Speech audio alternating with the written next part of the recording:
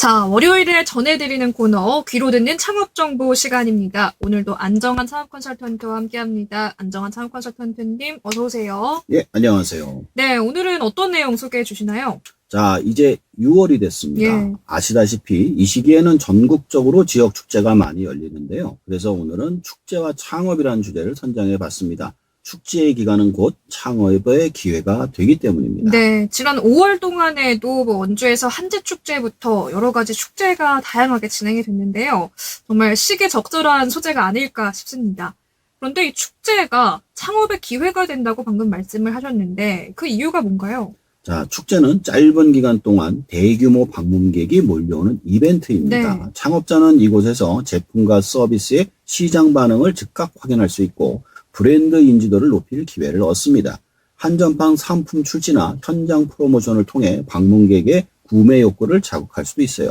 사실 어제 그 양귀비 축제도 제가 갔다 왔는데 거기서도 이런 분들이 왔더라고요. 제품을 이제 판매를 하거나 네. 홍보를 하기 위해서 직접 와서 제품을 가지고 알려주시더라고요. 축제장을 찾을 타겟층을 좀 예상을 해서 상품이 어필이 될 만한 거라면 그 축제장을 찾아서 이렇게 어필을 하는 것도 좋겠네요. 그렇죠. 네. 그렇다면 이렇게 축제를 잘 활용하는 게 창업하는 분들한테는 특별한 기회가 될 수 있다는 말씀이신 건데요. 지역 축제가 창업자에게 또 어떤 역할을 하는지 짚어주시면 좋을 것 같아요. 축제가 지역에 미치는 긍정적인 영향, 어떤 것들이 있을까요? 자, 지역 축제는 고유 문화 역사를 보존하고 주민 결속력을 높이며 외부 관광객을 불러들여 소비와 일자리를 창출하는 목적이 있습니다. 축제 기간에 숙박, 음식, 교통, 기념품 등 전후방 산업이 활성화되어서 지역 경제에 단기, 중기적인 성장 동력을 제공합니다. 네, 특히 지역을 대표하는 축제로 자리 잡으면 외부 관광객들이 많이 오기 때문에 지역 경제에 긍정적인 역할을 하게 되는 건데요. 이 축제와 관련된 창업으로는 어떤 것들이 있나요? 축제 현장에서 장사를 하는 경우 크게 4가지 범주로 생각해 볼 수가 있습니다. 첫 번째는 축제에서 흔히 볼 수 있는 푸드트럭과 먹거리 부스, 음료, 디저트, 분식 등등이고요. 둘째, 수공예품 판매자입니다. 핸드메이드 액세서리라든가 소품 같은 거고. 세 번째로는 부스, 체험 부스 운영자입니다. 공예나 DIY나 게임 같은 거고요. 넷째로는 지역 특산품 판매자입니다. 농수, 축산물이나 가공식품 등으로 볼 수 있습니다. 네, 축제장을 찾으면 즐길 수 있는 먹거리, 그리고 프리마켓도 요새 많이 열리는데 이런 상품 판매자들이 축제와 관련된 창업 분야로 볼 수 있는 거군요. 앞으로 축제 분야의 창업 전망이 좀 좋다고 보시는지요? 네, 그렇습니다. 왜냐하면 축제는 계속 늘어나고 있고 또 축제를 갈 때마다 새로운 상품을 내놓을 수가 있기 때문에 훨씬 더 성장하는 시장이라 이렇게 볼 수 있습니다. 예. 그러면 이런 축제 창업을 시작하려면 어떤 절차를 좀 밟아야 하나요? 예, 첫 번째는 축제 주최 공고 및 확인을 합니다. 지자체나 축제 조직이나 홈페이지나 부스 모집 요강을 확인하죠. 푸드트럭들이 그걸 보고 나라를 돌아다니는 거고요. 두 번째로 신청서, 사업계획서를 제출합니다. 일정이나 아이템, 장비, 인력, 계획 등등이죠. 세 번째 또 이제 아무나 해주는 게 아니라 선정, 심사 및 계약 체결을 해야 합니다. 참가비를 납부하고 부추 위치를 확정하는데 대부분 싸면은 30만 원에서 많으면 100만 원 그렇다고 하더라고요. 그다음에 영업 허가 및 위생 신고, 식품을 판매할 땐 그렇고요. 장비를 설치하고 현장 리허설하고 전기, 수도, 가스를 확인한 다음에 안전 점검을 받아야 합니다. 네, 축제 창업할 때 좀 거쳐야 될 절차에 대해서 짚어주셨는데 앞서 축제 창업과 관련된 분야들을 또 말씀을 해주셨습니다. 각각의 분야에 대해서도 자세히 좀 이야기해보면 좋을 것 같은데 먼저 푸드트럭 창업을 하려는 경우 좀 어떤 준비를 하는 게 좋나요? 우선 첫 번째로는 차량을 확보해야 되겠죠. 근데 이제 중고 또는 신차를 구입해가지고 차량 내부 위생시설을 개조해야 합니다. 또 두 번째 영업신고, 조리 보건소 이동 조리 신고 및 전기 위생 점검을 받아야 하고요. 메뉴를 개발해야 되겠죠. 축제 테마와 계절감을 고려해서 준비, 판매, 용이성을 검증해야 합니다. 네 번째로 장비 및 소모품을 준비해야 됩니다. 조리기구, 얼음박스, 일회용기, 포스기기 등등이죠. 자, 운영 인력을 구성해야 되는 조리 담당, 서비스 담당 명확히 분담해서 하는 게 좋고요. 여섯 번째 현장 계약을 해야 됩니다. 부추별 임대료가 1일당 30에서 100만 원 정도 된다고 해요. 그 다음에 전기 수도요금, 청소 보증금 납부 등등도 별개입니다. 7번째로 운영 매뉴얼을 작성해야 됩니다. 주문 흐름이나 재고 관리, 안전사고 대응 절차 등등을 준비해야 합니다. 네, 축제의 테마와 또 계절감을 고려한 메뉴를 개발을 해야겠군요. 그러면 수공예품 판매 창업의 경우에는 어떤 것들 좀 신경 써서 준비를 하면 좋을까요? 자, 첫 번째로는 상품 기획이 굉장히 중요합니다. 축제 테마와 연계된 디자인. 예를 들어 축제 로고를 담은 뭐 에코백이라든가 이런 식으로 말이죠. 자, 두 번째는 재료를 조달해야 돼요. 원가 발주량을 계산해서 현장 판매 가격을 10,000원에서 30,000원 정도 설정. 이게 가격이 비싸면 또 안 팔려요. 네. 거기서 좀 싼 가격에 팔 수 있는 걸 파는 게 좋고요. 세 번째, 진열 방식입니다. 눈에 띄는 진열대 및 조면을 활용하는 게 좋고요. 네 번째, 포장 브랜딩으로 손글씨 태그, 리플렛 동봉으로 고객 경험 강화를 하는 게 좋습니다. 다섯 번째로 결제 수단, 간편 결제, 뭐 모바일 카드나 QR코드 준비하는데 제가 봤던 것 중에 정말 신기했던 게 돌을 파는 게 있더라고요. 돌이요. 애완돌을 파는데 애완돌 설명서하고 같이 파는 거예요. 어. 자, 길바닥에 굴러다니는 돌멩이도 파는 그런 재주가 있는 사람들이 네. 있더라고요. 네, 맞아요. 요새는 애완돌 기르는 분들도 계시더라고요. 예. 좀 참신한 수공예품 판매를 해보는 것도 좋을 것 같은데, 또 사실 축제장 하면은 아이들이나 뭐 가족 단위 방문객들이 즐길 수 있는 체험 부스도 많이 마련이 되잖아요. 예. 체험 부스 창업을 할 경우에는 어떤 것들 좀 신경 쓰면 좋을까요? 자, 한지공예 창업 같은 거, 이제 부채나 액자 만드는 거 같은 것도 있고, 도자기 페인팅 있죠. 컵, 접시를 만들어 채색하는 거. 그 다음에 캔들, 향초 조합이나 몰드 주입해서 자기만의 어떤 향초 만드는 것도 있고, 슬라임 클레임 아트, 어린이 인기 콘텐츠죠. 아이들이 와서 갖고 놀기 좋아하고요. 천연 화장품이나 DIY로 비누나 스크럽 같은 거 제작하는 것도 있고, 전 이게 좋아요. VR 게임 체험. 이거 네. 가면은 이렇게 무슨 놀이동산처럼 막 돌아가는 거 있잖아요. 그런 것도 또 많이 나와 있더라고요. 또 즉석 사진 인화 부스, 배경이나 프레임을 꾸며가지고 이렇게 와서 사진을 찍은 다음에 바로바로 뽑아주는데 5,000원에서 10,000원 정도 받더라고요. 그런 식으로 하는 것도 좋을 것 네. 같습니다. 이런 체험 부스는 뭐 공방이나 가게 운영하시는 분들이 잠깐씩 이렇게 축제장을 다녀서 체험 부스를 운영하는 것도 좋을 것 같은데 어떻게 생각하시나요? 물론이죠. 그 지역에 있는 분들이 우선적으로 우선권이 있어요. 거기 들어가는데. 타 지역에 오신 분들 같은 경우는 심사나 이런 게 좀 네. 복잡하지만 지역에서 오랫동안 장사하시는 분들 같은 경우는 이미 신용이 있기 때문에 보다 쉽게 들어갈 수 있습니다. 네, 지역에서 가게 운영하시는 분들이 이런 축제 현장에서 참여하는 거를 고려해보고 함께 하시면 더 좋을 것 같네요. 또 축제 현장에서는 그 지역의 농특산품 마련이 되죠. 특산품 판매하는 분들은 어떻게 축제 참여를 좀 준비할 수 있을까요? 첫 번째로 상품 선정인데 현지 농수 축산물 또는 가공식품인데 가공식품이 청이나 장아찌, 찜 같은 거, 잼 같은 거고요.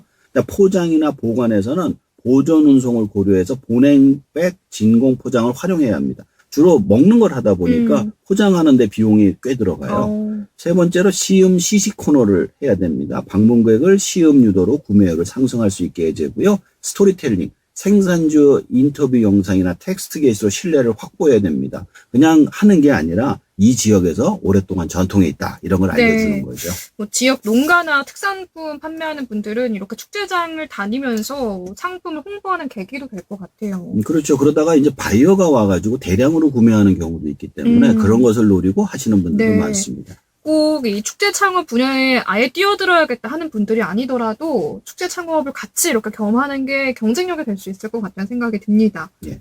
축제 현장에서 정말 다양한 창업이 가능한 것 같은데 이런 분야의 경우 비용 관리는 좀 어떻게 하면 좋을까요? 참 이게 힘들어요. 첫 번째로는 예산을 분류해야 됩니다. 참가비, 임대료, 재료비, 인건비, 운영비 등등을 다 해가지고 최소 얼마 정도는 팔아야 남는다 이런 건 생각을 하셔야 되고 두 번째로 위험 대비. 예상 매출의 20% 이상을 예비비로 확보해야 됩니다. 왜냐하면 그러지 않으면 손해를 가져 볼 수가 있으니까. 그리고 협업 절감, 장비 인력을 공유하고 지역업체와 공동 구매를 하는 게 좋습니다. 네 번째로 정산 메뉴, 일일 매출, 비용 기록, 최종 손익 분석 등을 정확하게 해야 됩니다. 그러지 않으면은 장사를 많이 해놓고도 손해보는 경우가 있습니다. 네, 말씀해주신 부분을 신경 써서 비용 관리를 하면 좋을 것 같고요. 사실 축제장에 사람들이 많이 오고 가게를 찾아와야 이게 매출이 나지 않겠습니까? 그러기 위해서는 마케팅 전략이 좀 중요할 것 같은데 마케팅 전략 팁을 좀 주신다면요? 첫 번째는 사전 홍보가 굉장히 중요합니다. SNS 티저 영상, 지역 커뮤니티 공지 등인데 만약에 지역에서 장사하시는 분들이 간다면 자기 고객들 전화번호가 대부분 있으시거든요. 그래서 그분들한테 먼저 알리는 게 좋습니다. 또 두 번째 현장 프로모션이라고 그래서 해시태그 이벤트라든가 경품 추첨, 플래시 세일 등을 해가지고 와서 안 살 수 없게 만드는 거죠. 세 번째로 포스트 축제라고 현장 스토리 리뷰 콘텐츠를 제공하거나 온라인 판매 링크를 공유하는 겁니다. 평소에 매일 같은 가게에서 앉아 있는 것보다 그렇게 여러 사람이 그렇죠. 오는 걸 찍으면 이게 SNS 가게거든요. 네. 참 좋습니다. 네. 또 이런 마케팅 전략 잘 활용하는 것뿐만 아니라 지역 축제의 경우에는 지자체의 지원이나 협업이 진행되는 경우도 있다고요. 예, 그렇습니다. 저도 예전에 그 한국 독서대전을 할 때 지역에서 와가지고 도장을 찍는 그런 그 행사를 하거나 네. 같이 부츠를 만들면 얼마를 지원해 주겠다 이런 얘기를 들은 적이 있습니다. 첫 번째는 부스 비용 일부 지원 등이 있어요. 청년 소상공인을 우대해 줍니다. 두 번째는 장비 대여 서비스. 그 텐트 있잖아요. 네. 그 텐트도 빌려주는 거예요. 근데 그 지역에 있는 사람들 같은 경우는 텐트라든가 테이블을 무상 제공해 주는 경우가 있고요.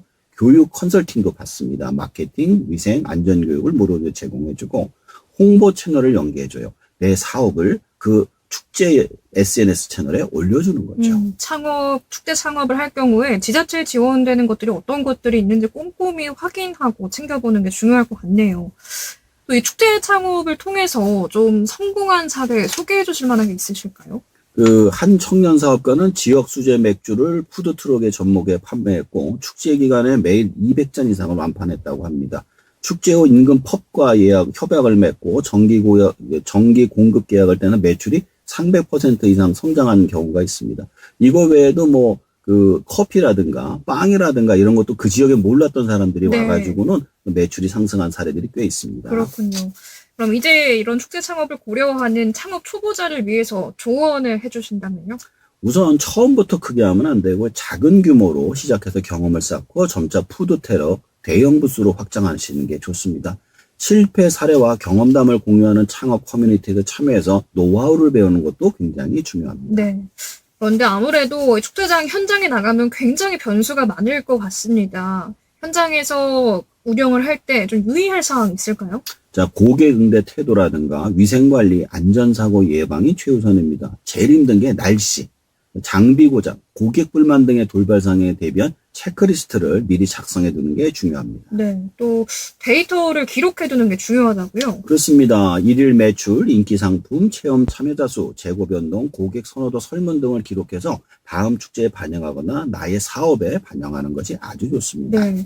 이렇게 축제 현장에서 창업을 했던 경험을 활용해서 본인 사업을 좀 확장하려면 어떻게 하면 좋을까요? 자, 축제에서 검증된 상품 서비스를 온라인 쇼핑몰이라든가 팝업 스토어, 지역 카페 공방에 입점시키고 정기 체험 클래스나 워크숍으로 추가 수익을 창출하는 방법도 있습니다. 네. 축제 현장에서 고객을 많이 좀 유치하고 알리고 이분들을 정기 체험 클래스나 뭐 워크숍으로 이렇게 유인하는 것도 좋겠네요. 네. 지역 업체에게는 또 특별한 참여 기회가 있다고요? 자, 상인회나 협동조합을 통해 공식 파트너로 등록하고 지역 특산물 공동 브랜드를 구성해 대형 부스에 입점할 수가 있습니다. 지자체와 협업해 이벤트 프로그램을 공동 기획하면 노출 효과가 배가가 됩니다. 네. 좀 이 축제 참여할 때 비용 대비 효과를 높일 수 있는 방법 어떤 게 있을까요? 자, 부스의 크기, 위치, 시간대를 전략적으로 선택하고 장비 인력을 공유해 고정비를 최소화하는 게 제일 중요합니다. 프로모션 비용은 매출 목표 대비 10% 이내로 관리하는 것이 바람직합니다. 네, 이제 다가오는 6월 축제들이 많이 열릴 텐데 말씀해주신 팁들을 잘 또 기억해 두시면 좋을 것 같습니다. 또 축제 창업의 단점 역시 좀 미리 알아두는 게 좋을 것 같은데 단점이라면 어떤 게 있을까요? 단점은 단기성 수익이고 경쟁이 심하고 날씨가 변수입니다. 대비적으로 우천대체 상품을 준비하거나 차별화 아이템을 개발하거나 축제의 다른 채널을 동시에 운영하는 걸 권장합니다. 제가 들었던 얘기 중에 재밌는 게 축제를 했는데 자기 물품이 안 팔리는데 비가 왔어요. 네. 그래서 우산을 사 갖고 와서 네. 우산을 팔아가지고 돈 번 케이스도 있더라고요. 오. 그러니까 아무도 그 생각을 못 했는데 그거를 거기서 그가 싼 가격에 팔아서 수익을 올린 경우도 있더라고요. 네. 유연하게 현장의 상황을 보고 빠르게 대처하는 좀 재치가 필요하겠네요. 그렇습니다. 네.